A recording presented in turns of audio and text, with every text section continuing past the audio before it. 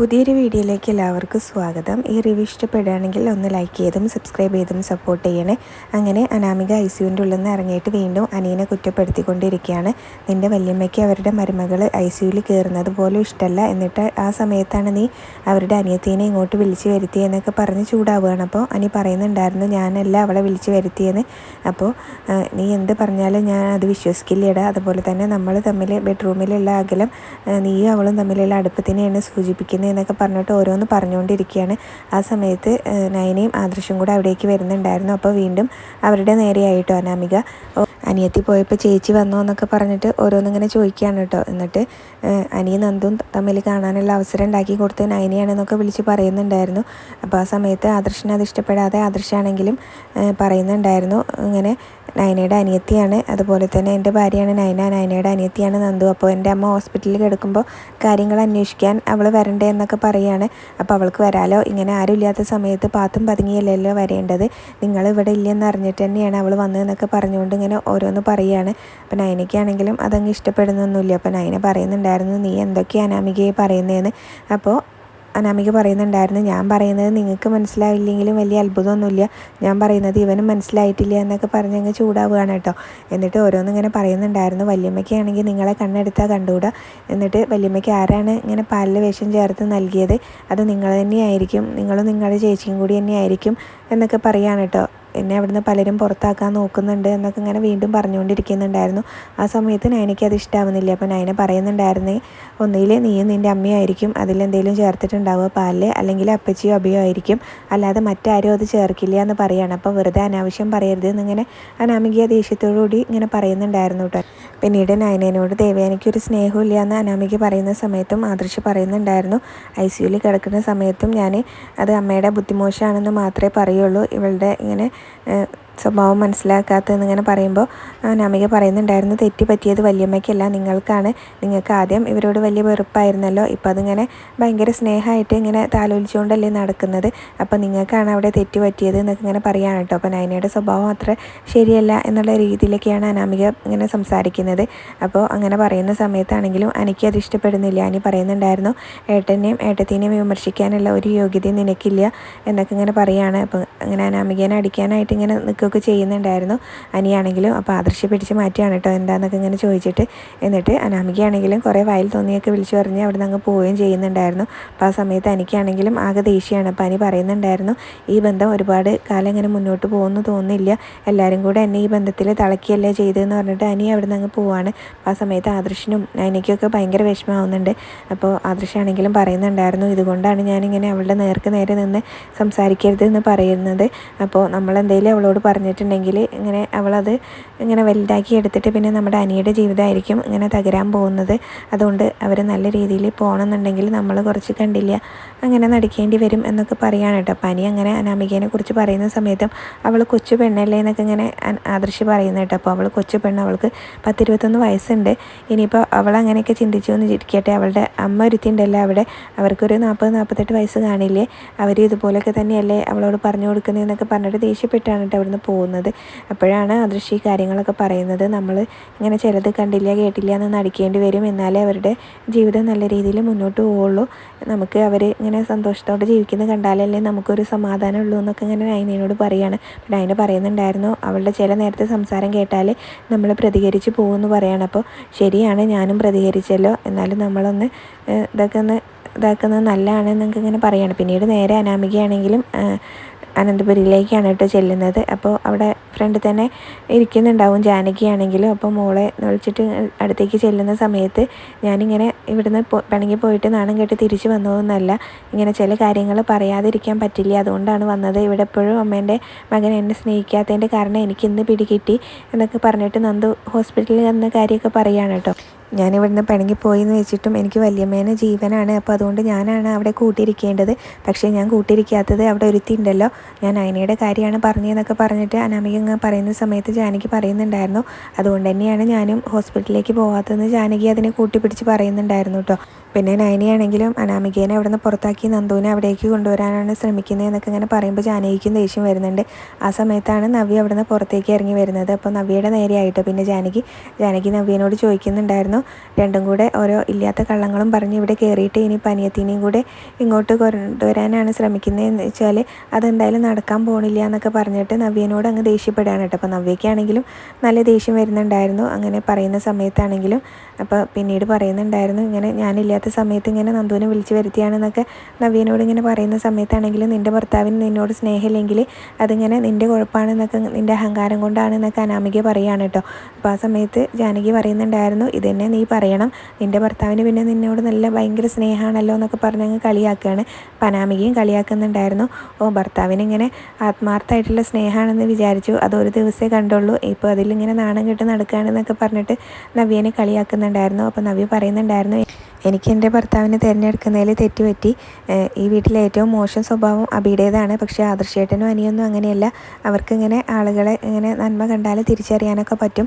പക്ഷേ നിന്നെ അനി സ്നേഹിക്കുന്നില്ലെങ്കിൽ അത് നിൻ്റെ കുഴപ്പം കൊണ്ട് മാത്രമാണ്, നിൻ്റെ അഹങ്കാരം കൊണ്ട് മാത്രമാണ് എന്നൊക്കെ ഇങ്ങനെ പറയുകയാണ് കേട്ടോ. അപ്പോൾ ജാനകിക്കാണെങ്കിലും അതങ്ങ് ഇഷ്ടപ്പെടുന്നില്ല. അപ്പോൾ ജാനകിയാണെങ്കിലും ഇങ്ങനെ നവ്യനെ ഓരോന്ന് കുറ്റപ്പെടുത്തിക്കൊണ്ട് ഓരോന്ന് പറയുകയാണ്. രണ്ടും കൂടെ ഇങ്ങനെ ലോകത്ത് എവിടെയും നടക്കാത്ത ഓരോ കള്ളങ്ങളും പറഞ്ഞ് ഇവിടെ കയറിക്കൂടി. എന്നിട്ട് ഇപ്പോൾ അതിൻ്റെ കൂടെ അവരുടെ അനിയത്തിനെയും കൂടെ ഇങ്ങോട്ട് കയറ്റാനാണ് നോക്കുന്നത്.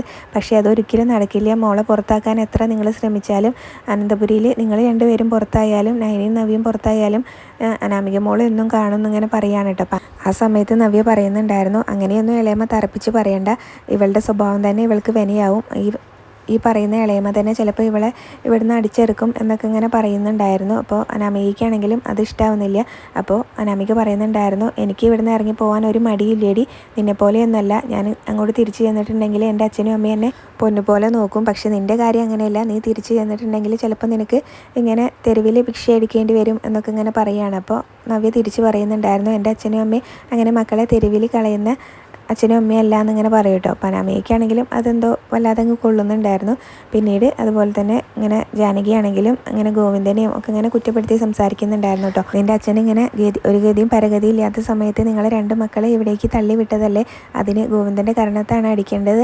3 മക്കളെ ജനിപ്പിച്ചു എന്നല്ലാതെ അവരെന്താ ചെയ്തതെന്നൊക്കെ പറഞ്ഞിട്ട് അങ്ങ് ദേഷ്യപ്പെടുകയാണ്. അപ്പോൾ നവ്യയ്ക്കാണെങ്കിലും അച്ഛനെ പറയുന്നത് അങ്ങ് ഇഷ്ടപ്പെടുന്നില്ല. അപ്പോൾ നന്നായിട്ട് തിരിച്ച് പറയുന്നുണ്ടായിരുന്നു, അതിന് എൻ്റെ അച്ഛനെയല്ലേ അടിക്കേണ്ടത്, ഇവളെങ്ങനെ വഷളാക്കി വളർത്തിയിട്ടുള്ള ഇവളുടെ അച്ഛൻ്റെ അമ്മേൻ്റെ കരണത്താണ് അടിക്കേണ്ടത് എന്നൊക്കെ ഇങ്ങനെ പറയൂ കേട്ടോ.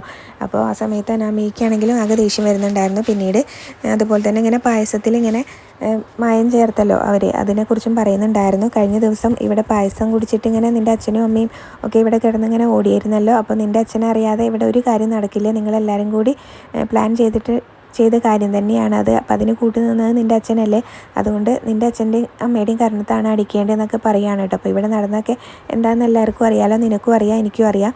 അപ്പോൾ അങ്ങനെ പറയുന്ന സമയത്ത് അനാമികയ്ക്ക് അത് ഇഷ്ടമാവുന്നില്ല. അപ്പോൾ അനാമികയും ജാനകിയൊക്കെ തിരിച്ച് പറയുമ്പോൾ, നിങ്ങൾ പറയുന്നുണ്ടെങ്കിൽ എന്താ എനിക്ക് പറഞ്ഞുകൂടെ, ഇനി ഞാനും നയനിയൊന്നും മിണ്ടാതെ എല്ലാവരും പറയുന്നത് കേട്ട് നിൽക്കാൻ പോകണില്ല, ഇനി ഇങ്ങനെ തന്നെ മുന്നോട്ട് പോകുള്ളൂ എന്ന് പറഞ്ഞിട്ട് അവിടെ നിന്ന് അങ്ങ് ദേഷ്യത്തോടു കൂടി പോവുകയാണ് കേട്ടോ. അപ്പോൾ ആ സമയത്ത് അനാമിക ജാനകിനോട് പറയുന്നുണ്ടായിരുന്നു, ഇനി ഞാൻ എങ്ങനെ ഈ വീട്ടിലേക്ക് തിരിച്ചു വരുന്നത് ഇവിടെ ഇങ്ങനെയൊക്കെ നടക്കുമ്പോൾ എന്നൊക്കെ ഇങ്ങനെ പറയുന്നുണ്ടായിരുന്നു. അപ്പോൾ ആ സമയത്ത് ഇങ്ങനെ പറയുന്നുണ്ടായിരുന്നു, എന്തായാലും ഏട്ടത്തി ഒന്ന് ഹോസ്പിറ്റലിൽ നിന്ന് വന്നോട്ടെ, എല്ലാത്തിനും ഒരു തീരുമാനം ഉണ്ടാക്കാം, ഇവിടെ ഇപ്പോൾ ഒരു യുദ്ധത്തിൻ്റെ കുറവും കൂടെ ഉണ്ട്, ഇപ്പോൾ ഇങ്ങനെ എല്ലാവരും ശബരിമലയ്ക്ക് പോകാൻ മാല ഇട്ടിരിക്കുകയല്ലേ, അതുകൊണ്ടാണ് ഞാനൊന്നും മിണ്ടാത്തത്, എന്തായാലും ഏട്ടത്തിയും കൂടെ ഒന്ന് ഹോസ്പിറ്റലിൽ വരട്ടെ എന്നൊക്കെ പറഞ്ഞിട്ട് അങ്ങ് പറയുകയാണ് കേട്ടോ ജാനകിയാണെങ്കിലും. അപ്പോൾ ആ സമയത്ത് അനാമികയ്ക്ക് ഒരു ആശ്വാസം ആവുന്നുണ്ട്. പിന്നീട് നയനയാണെങ്കിലും ഐസിയുവിൻ്റെ പുറത്തിങ്ങനെ ഇരിക്കുകയാണ്. ഇപ്പോൾ സമയത്തും നയനയുടെ മുഖത്തൊക്കെ നല്ല ക്ഷീണം ഉണ്ടായിരുന്നു. പിന്നെ ഐസിയുന്ന് ഇങ്ങനെ ആദർശം ഇറങ്ങി വന്നിട്ട് ഇങ്ങനെ പറയുന്നുണ്ടായിരുന്നു, അമ്മയ്ക്ക് നിന്നോടുള്ള ദേഷ്യം ഇപ്പോഴും മാറിയിട്ടില്ല, എപ്പോഴും നിന്നെ ഇങ്ങനെ കുറ്റപ്പെടുത്തിക്കൊണ്ടിരിക്കുകയാണ്, അമ്മയുടെ സ്വഭാവത്തിൽ ഒരു മാറ്റവും ഇല്ല എന്നൊക്കെ ഇങ്ങനെ പറയുകയാണ്. ഇനിയിപ്പോൾ അമ്മേനോട് ഇങ്ങനെ നീയാണ് സഹായിച്ചതെന്നുള്ള കാര്യം നേരിട്ട് പറയേണ്ട അവസ്ഥയാണ് എന്നൊക്കെ ഇങ്ങനെ പറയുന്നുണ്ടായിരുന്നു കേട്ടോ. അപ്പോൾ അതൊന്നും കുഴപ്പമില്ല എന്നൊക്കെയാണ് ഇങ്ങനെ നയന പറഞ്ഞുകൊണ്ടിരിക്കുന്നത്. അപ്പോൾ അവരിങ്ങനെ ദേവേനയുടെ കാര്യം സംസാരിച്ചുകൊണ്ടിരിക്കുന്ന സമയത്ത് ജയന അവിടേക്ക് വരുന്നുണ്ടായിരുന്നു. അപ്പോൾ ജയനോടും ആദർശ് ഈ കാര്യങ്ങളൊക്കെ പറയുന്നുണ്ടായിരുന്നു കേട്ടോ. അമ്മയ്ക്ക് ഇപ്പോഴും ഇവളോടുള്ള വെറുപ്പ് അതുപോലെ നിലനിൽക്കുകയാണല്ലോ, ഇങ്ങനെ ഒരു ക്രിട്ടിക്കൽ സ്റ്റേജ് വന്നപ്പോൾ ഇവളാണ് അമ്മേനെ സഹായിച്ചതെന്ന് നമുക്കിനിയിപ്പോൾ നേരിട്ട് അമ്മേനോട് പറയേണ്ട അവസ്ഥയാണെന്നൊക്കെ ഇങ്ങനെ പറയുന്ന സമയത്ത് ജയൻ പറയുന്നുണ്ടായിരുന്നു, അതിപ്പോൾ ഇനി എന്തായാലും പറയണ്ട, അങ്ങനെ പറഞ്ഞിട്ടുണ്ടെങ്കിൽ ഇങ്ങനെ ആളോട് ചോദിക്കാതെ എന്തിനാ അവളുടെ ബ്ലഡ് എൻ്റെ ശരീരത്തിൽ കയറ്റിയെന്നൊക്കെ ചോദിക്കും. അതുകൊണ്ട് ഇനിയിപ്പോൾ അത് പറയണ്ടെന്നൊക്കെ പറയുമ്പോൾ നയനി അതിനെ അനുകൂലിച്ച് പറയും കേട്ടോ. അപ്പോൾ ഞാനും അത് തന്നെയാണ് ഇപ്പോൾ ആദർശേട്ടനോട് പറഞ്ഞുകൊണ്ടിരിക്കുന്നതെന്നൊക്കെ പറയുകയാണ്. ജയനാണെങ്കിലും നല്ല വിഷമമുണ്ട് കേട്ടോ. ദേവയാനിയുടെ സ്വഭാവത്തിൽ ഇപ്പോഴും ഒരു മാറ്റവും വന്നിട്ടില്ല എന്നുള്ളതിൽ അതും കൂടെ പറയുന്നുണ്ടായിരുന്നു. ഈ സ്റ്റേജിൽ കിടക്കുന്ന സമയത്തും ഇങ്ങനെ ആളുടെ സ്വഭാവത്തിൽ ഒരു മാറ്റം വന്നിട്ടില്ല എന്ന് പറയുന്നുണ്ടായിരുന്നു. പിന്നീട് ആദർശ് പറയുന്നുണ്ടായിരുന്നു ഇങ്ങനെ നയനിയാണ് അമ്മയ്ക്ക് പാലിൽ ഇങ്ങനെ വിഷം ചേർത്ത് നൽകിയെന്നാണ് അമ്മ എപ്പോഴും വിശ്വസിക്കുന്നതെന്നൊക്കെ ഇങ്ങനെ പറയും.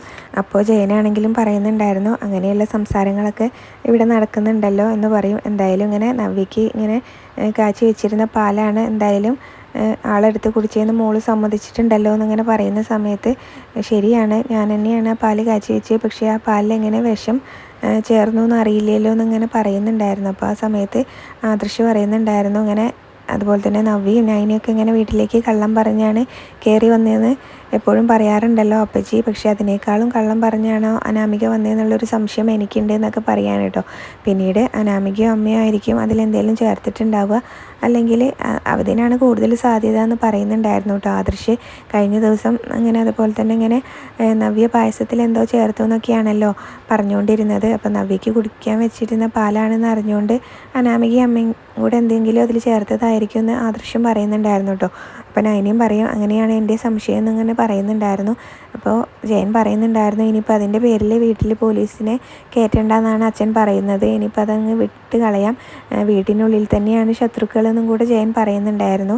പിന്നീട് ഈ സമയത്ത് ഇവരിങ്ങനെ സംസാരിച്ചുകൊണ്ട് നിൽക്കുമ്പോൾ നയനയ്ക്കാണെങ്കിൽ പെട്ടെന്നൊരു ക്ഷീണം തലകറക്കൊക്കെ വരുന്നുണ്ടായിരുന്നു. അപ്പോഴേക്കും എന്ത് പറ്റിയെന്ന് ചോദിച്ചിട്ട് ആദർശ് നയനെ പിടിച്ച് അവിടെ ചെയറിൽ ഇരുത്തുകയാണ് കേട്ടോ. അപ്പോൾ എന്തായാലും ജയൻ പറയുന്നുണ്ടായിരുന്നു മോൾക്ക് നല്ല ക്ഷീണമുണ്ട്, അപ്പോൾ എന്തായാലും മോൾക്ക് എല്ലാ ചെക്കപ്പ് ഒന്ന് നടത്തണം എന്നൊക്കെ പറയുകയാണ്. പിന്നീട് നയനെ ഡോക്ടർ വന്ന് നോക്കുന്നുണ്ടായിരുന്നു. ഡോക്ടർ നോക്കിയിട്ട് പറയുന്നുണ്ടായിരുന്നു BP കുറച്ച് ലോ ആയതാണ്, അതുകൊണ്ട് തന്നെ ഇങ്ങനെ ഉപ്പ് കൂടുതലുള്ള ഭക്ഷണമൊക്കെ കഴിക്കുക, അങ്ങനെ ഭക്ഷണത്തിൻ്റെ കാര്യത്തിൽ ഒരു വിട്ടുവീഴ്ചയും വേണ്ട, നല്ലോണം ഭക്ഷണം കഴിക്കണം, ഇങ്ങനെ ഇയാൾക്ക് ഇങ്ങനെ ജോലി കൂടുതലും ഇങ്ങനെ അതിനുള്ള ആഹാരം കുറവാണെന്ന് തോന്നുന്നതെന്ന് പറയുമ്പോൾ ആദർശ് പറയുന്നുണ്ടായിരുന്നു അത് ശരിയാണ്, എല്ലാവരുടെ കാര്യം നോക്കി നടക്കും, ഭക്ഷണം ഉണ്ടാക്കാൻ എല്ലാവരെക്കാളും മുന്നിലാണ്, പക്ഷേ അത് കഴിക്കുന്ന കാര്യത്തിൽ കുറച്ച് പിന്നിലാണെന്ന് പറയും കേട്ടോ. വളരെ കുറച്ച് മാത്രമേ കഴിക്കുള്ളൂ എന്ന് പറയുമ്പോൾ ഡോക്ടർ നന്നായിട്ട് ഭക്ഷണം കഴിക്കണം, ബോഡി വീക്കാണെന്ന് അറിഞ്ഞിട്ടും ഇങ്ങനെ എന്നെക്കൊണ്ട് റിസ്ക് എടുപ്പിക്കുകയായിരുന്നു ആദർശിൻ്റെ ഭാര്യ, അതുകൊണ്ട് ഭക്ഷണമൊക്കെ നന്നായിട്ട് കഴിക്കണം, എന്നിട്ടും അതിങ്ങനെ അമ്മായിമ്മേനെ അറിയിക്കാൻ പറ്റുന്നില്ലല്ലോ എന്നുള്ളൊരു വിഷമം എനിക്കുണ്ട് എന്നൊക്കെ ഇങ്ങനെ പറയാനായിട്ട് മരുമകൾ സഹായിച്ചത്.